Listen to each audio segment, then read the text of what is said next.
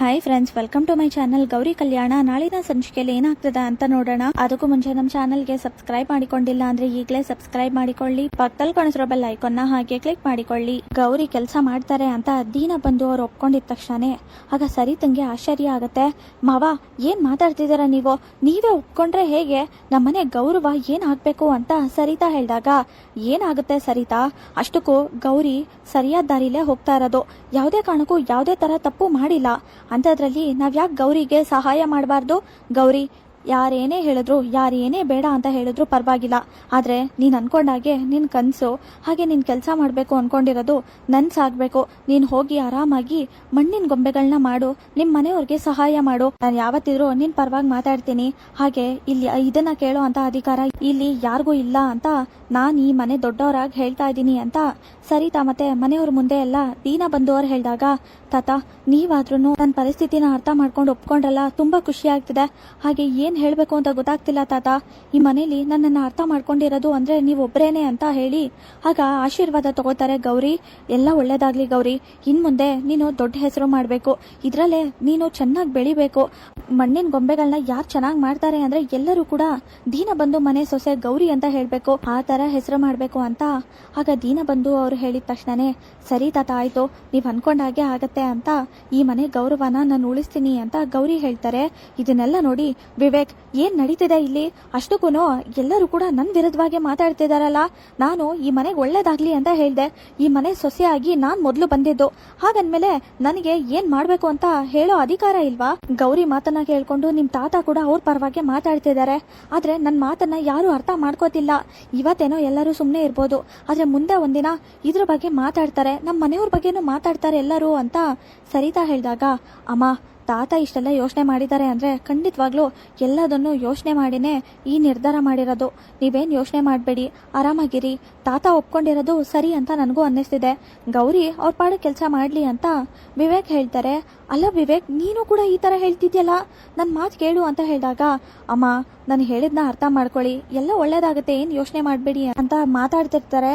ಅಷ್ಟರಲ್ಲಿ ಇಲ್ಲಿ ಗೌರಿ ಇದನ್ನೆಲ್ಲ ಕೇಳಿಸ್ಕೊಂಡಿದ ತಕ್ಷಣ ತುಂಬಾ ಖುಷಿ ಆಗುತ್ತೆ.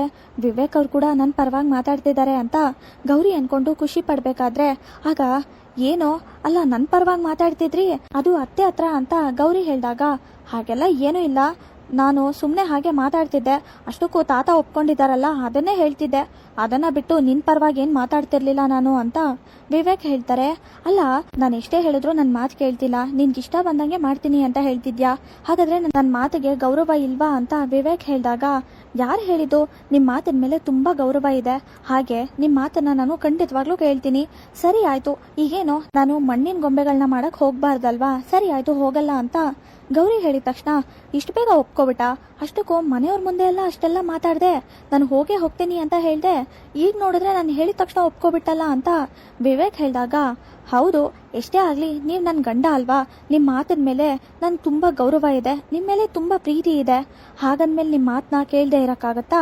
ಅದಕ್ಕೇನೆ ನೀವ್ ಹೇಳಿದ ತಕ್ಷಣ ಒಪ್ಕೊಂಡೆ ಅಂತ ಗೌರಿ ಹೇಳ್ತಾರೆ. ಮನೆಯವ್ರ ಮುಂದೆನೆ ಇಷ್ಟೆಲ್ಲ ಹೇಳಿದ್ರೆ ನಾನು ಒಪ್ಕೋತಿದ್ದೆ, ಆದ್ರೆ ನೀವ್ ಹೇಳಲಿಲ್ಲ, ಅದಕ್ಕೆ ನಾನು ಒಪ್ಕೊಳ್ಳಿಲ್ಲ ಅಂತ ಗೌರಿ ಹೇಳಿದಾಗ, ನನ್ಗೆ ಯಾಕೋ ನಂಬಕ್ ಆಗ್ತಿಲ್ವಲ್ಲ. ಅಷ್ಟಕ್ಕೂ ತಾತ ಹೇಳಿದ್ರು ಕೂಡ ಗೌರಿ ನಾನು ಹೇಳಿದ ತಕ್ಷಣ ಅದೇ ಒಪ್ಕೊಂಡ್ರು, ಏನೋ ನಾಟಕ ಮಾಡ್ತಿದ್ದಾರೆ ಅಂತ ವಿವೇಕ್ ಅನ್ಕೊಂಡು ಇಷ್ಟು ಬೇಗ ಮಲ್ಕೋಬಿಟ್ರ ಅಂತ ಆಗ ವಿವೇಕ್ ನೋಡಕ್ಕೆ ಅಂತ ಹೋಗ್ತಾ ಇರ್ತಾರೆ. ಅಷ್ಟರಲ್ಲಿ ಕೆಳಗ್ ಬಿದ್ದಿದ ತಕ್ಷಣನೇ ಗೌರಿ ಪಕ್ಕ ಹೋಗ್ತಾರೆ ವಿವೇಕ್.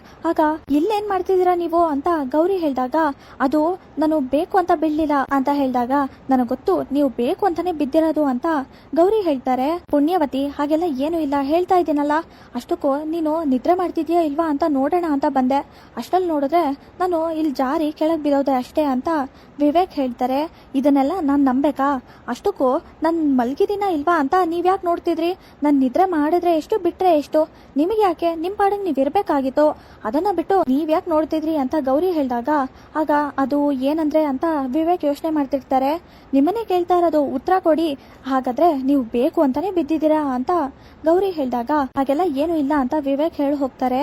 ಗೌರಿಗೆ ವಾಪಸ್ ಆರ್ಡರ್ನ ಕೊಡಿಸ್ಬೇಕು ಅಂತ ವಿವೇಕ್ ಓನರ್ಗೆ ಫೋನ್ ಮಾಡಿ, ನಾನು ವಿವೇಕ್ ಅಂತ ಹೇಳಿದ ತಕ್ಷಣ, ಗೊತ್ತಾಯ್ತು ಸರ್, ಅದೇ ನೀವು ಆರ್ಡರ್ನೆಲ್ಲ ಕೊಡೋದು ಬೇಡ ಅಂತ ಹೇಳಿದ್ರಲ್ಲ, ನಾನು ಎಲ್ಲದನ್ನು ಬೇಡ ಅಂತ ಹೇಳ್ದೆ ಅಂತ ಓನರ್ ಹೇಳಿದ ತಕ್ಷಣ, ಇಲ್ಲ ನಾನು ಅದಕ್ಕೆಲ್ಲ ಫೋನ್ ಮಾಡಿದ್ದು, ಆರ್ಡರ್ನೆಲ್ಲ ಕೊಡಿ, ಹಾಗೆ ಅವರೇನೆ ಎಲ್ಲ ಮಣ್ಣಿನ ಗೊಂಬೆಗಳನ್ನ ಮಾಡ್ಲಿ ಅಂತ ವಿವೇಕ್ ಹೇಳಿದಾಗ, ಏನ್ ಹೇಳ್ತಿದ್ದೀರಾ ಸರ್?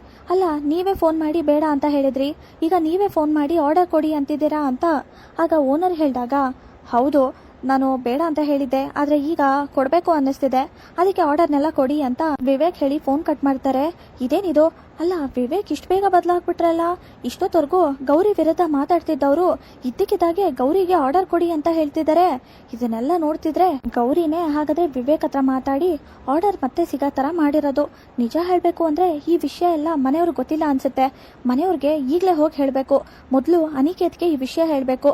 ಗೌರಿಗೆ ಸಹಾಯ ಮಾಡ್ತಿರೋದು ವಿವೇಕ್ ಅಂತ ಎಲ್ರಿಗೂ ಗೊತ್ತಾಗ್ಲಿ ಅಂತ. ಆಗ ವಿವೇಕ್ ಮೇಲೂ ಎಲ್ರೂ ಕೋಪ ಮಾಡ್ಕೋತಾರೆ ಅಂತ ಮೋನಿಕಾ ಅನಿಕೇತ್ ಹೇಳಕ್ ಹೋಗ್ತಾರೆ. ಅನಿಕೇತ್, ಏನ್ ನಡೀತಿದೆ ಗೊತ್ತಾ? ಅಷ್ಟಕ್ಕೂ ಗೌರಿಗೆ ಸಹಾಯ ಮಾಡ್ತಿರೋದು, ಹಾಗೆ ಮಣ್ಣಿನ ಗೊಂಬೆಗಳು ಆರ್ಡರ್ ಸಿಗೋ ತರ ಮಾಡ್ತಿರೋದು ಎಲ್ಲದಕ್ಕೂ ಕಾರಣ ವಿವೇಕ್ ಫೋನಲ್ಲಿ ಮಾತಾಡ್ತಿರೋದನ್ನ ನಾನೇ ಕೇಳಿಸ್ಕೊಂಡೆ ಅಂತ. ಆಗ ಮೋನಿಕಾ ಹೇಳ್ತಿರ್ಬೇಕಾದ್ರೆ ವಿವೇಕ್ ನಿಂತ್ಕೊಂಡು ನೋಡ್ತಾ ಇರ್ತಾರೆ. ವಿವೇಕ್ ಬಂದಿದ ತಕ್ಷಣನೇ ಗೌರಿ ಅದೇಗೆ ಗಂಡನ್ಗೆ ಎಲ್ಲ ವಿಷಯನೂ ಹೇಳ್ಬೇಕು, ಅರ್ಥ ಮಾಡಿಸ್ಬೇಕು ಅಂತ ತುಂಬಾ ಚೆನ್ನಾಗಿ ಗೊತ್ತಿದೆ. ಅದಕ್ಕೇನೆ ವಿವೇಕ್ನ ಇಷ್ಟೆಲ್ಲ ಬದಲಾಯಿಸಿರೋದು. ವಿವೇಕ್ನ ಹೇಗ್ ಬೇಕೋ ಹಾಗೆ ಆಟ ಆಡಿಸ್ತಿದ್ದಾರೆ. ಹಾಗೆ ವಿವೇಕ್ ಕೂಡ ಅಷ್ಟೇನೆ, ಹೆಂಡತಿ ಮಾತನ್ನೇ ಕೇಳೋದು. ಇದನ್ನೆಲ್ಲ ನೋಡ್ತಾ ಇದ್ರೆ ಗೌರಿ ವಿವೇಕ್ನ ಎಷ್ಟೆಲ್ಲ ಬದಲಾಯಿಸಿದ್ದಾರೆ ಅಂತ ಗೊತ್ತಾಗ್ತಿದೆ. ನೀನು ಕೂಡ ಇದನ್ನೆಲ್ಲ ನೋಡಿ ಅರ್ಥ ಮಾಡ್ಕೋಬೇಕು, ಹಾಗೆ ನೀನು ನನ್ನ ಮಾತನ್ನ ಕೇಳಬೇಕು ಅಂತ ಮೋನಿಕಾ ಅನಿಕೇತ್ ಹತ್ರ ಮಾತಾಡ್ತಿರ್ತಾರೆ. ಇದೇನಿದು, ಮೋನಿಕಾ ಈ ತರ ಹೇಳ್ತಿದಾರಲ್ಲ, ಅಷ್ಟಕ್ಕೂ ನಾನು ಯಾವತ್ತೂ ಗೌರಿ ಮಾತು ಕೇಳಿಲ್ಲ, ಹಾಗೆ ಗೌರಿ ಕೂಡ ಇಂಥದ್ದೇ ಮಾಡ್ಬೇಕು ಅಂತ ಹೇಳಿಲ್ಲ ಅಂತ ಯೋಚನೆ ಮಾಡ್ತಿರ್ತಾರೆ ವಿವೇಕ್ ಅವರು. ಹಾಗೆ ಗೌರಿ ಹತ್ರ ಮಾತಾಡ್ಬೇಕು ಅಂತ ನಾನು ಏನೇ ಮಾಡಿದ್ರು ಗೌರಿ ನನ್ನ ಹತ್ರ ಮಾತಾಡ್ತಾನೆ ಇಲ್ವಲ್ಲ ಸರಿಯಾಗಿ, ಏನ್ ಮಾಡೋದು ಅಂತ ಅನ್ಕೊಂಡು ಯೋಚನೆ ಮಾಡ್ತಿರ್ತಾರೆ. ಆಗ ಬಾಗ್ಲ ಹತ್ರ ಹೋಗಿ ಎಣ್ಣೆ ಹಾಕ್ತಾರೆ. ಈಗ ಗೌರಿ ಬಂದಿದ ತಕ್ಷಣ ಕಾಲಿಟ್ಟಿದ ತಕ್ಷಣನೇ ಜಾರುತ್ತೆ. ಆಗ ನಾನ್ ಹೋಗಿ ಗೌರಿನ ಹಿಡ್ಕೋತೀನಿ, ಗೌರಿಗೆ ಸಹಾಯ ಮಾಡ್ತೀನಿ. ಅದಾದ್ಮೇಲೆ ನಿಧಾನಕ್ಕೆ ಗೌರಿ ಹತ್ರ ಮಾತಾಡಿ ಏನ್ ವಿಷಯ ಅಂತ ತಿಳ್ಕೊತೀನಿ. ಖಂಡಿತವಾಗ್ಲೂ ಆಗ ನಾನು ಸಹಾಯ ಮಾಡಿದೆ ಅಂತ ಗೌರಿ ಎಲ್ಲ ವಿಷಯನೂ ಹೇಳ್ತಾರೆ ಅಂತ ವಿವೇಕ್ ಅನ್ಕೊಂಡು ಆಗ ಬಾಗ್ಲ ಹತ್ರ ಹೋಗಿ ಎಣ್ಣೆ ಹಾಕ್ತಾರೆ. ಇನ್ನೇನ್ ಸ್ವಲ್ಪ ಹೊತ್ತಲ್ಲೇ ಗೌರಿ ಬರ್ತಾರೆ.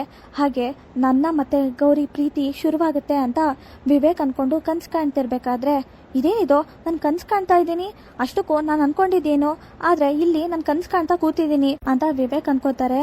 ಹಾಗೆ ಗೌರಿ ಇದನ್ನೆಲ್ಲ ನೋಡಿ, ವಿವೇಕ್ ಅವರೇ, ನೀವೇ ಈ ತರ ನಾಟಕ ಮಾಡ್ತಿದ್ದೀರಾ, ಸರಿ ಆಯ್ತು, ಆದ್ರೆ ಈಗ ನಾನು ಯಾವುದೇ ಕಾರಣಕ್ಕೂ ಇಲ್ಲಿ ಬರೋದಿಲ್ಲ, ಆದ್ರೆ ನೀವೇ ಬಂದು ಹುಡುಕ್ಬೇಕು ನನ್ನ ಅಂತ ಗೌರಿ ಅನ್ಕೊಂಡು ಆಗ ಬಾಗ್ಲಿಂದೆ ಬಚ್ಚಿಟ್ಕೊಂಡಿರ್ತಾರೆ.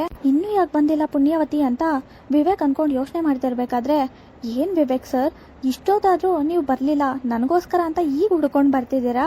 ಬನ್ನಿ, ಎಲ್ಲ ಸತ್ಯನೂ ಇವತ್ತು ಗೊತ್ತಾಗುತ್ತೆ, ನನಗೋಸ್ಕರ ಅಂತ ಎಷ್ಟೆಲ್ಲ ನಾಟಕ ಮಾಡ್ತಿದ್ದೀರಾ ಅಂತ ಗೌರಿ ಅನ್ಕೊಂಡು ಯೋಚನೆ ಮಾಡ್ತಿರ್ತಾರೆ. ಗೌರಿಗೆ ಹತ್ರ ಆಗ್ಬೇಕು ಅಂತ ವಿವೇಕ್ ನಾಟಕ ಮಾಡ್ತಾರೆ. ಗೌರಿಗೆ ವಿಷಯ ಗೊತ್ತಾಗುತ್ತೆ. ನಾಳಿನ ಸಂಚಿಕೆ ಮುಕ್ತಾಯವಾಗಿದೆ. ಈ ವಿಡಿಯೋ ಇಷ್ಟವಾಗಿದೆ, ವಿಡಿಯೋಗೆ ಒಂದು ಲೈಕ್ ಮಾಡಿ, ಶೇರ್ ಮಾಡಿ, ಕಮೆಂಟ್ ಮಾಡಿ. ಹಾಗೆ ನಮ್ಮ ಚಾನಲ್ಗೆ ಸಬ್ಸ್ಕ್ರೈಬ್ ಮಾಡಿಲ್ಲ ಅಂದ್ರೆ ಸಬ್ಸ್ಕ್ರೈಬ್ ಮಾಡಿ, ಪಕ್ಕದಲ್ಲಿ ಕಾಣಿಸಿರೋ ಬೆಲ್ ಐಕಾನ್ನ ಹಾಗೆ ಕ್ಲಿಕ್ ಮಾಡಿ. Thank you.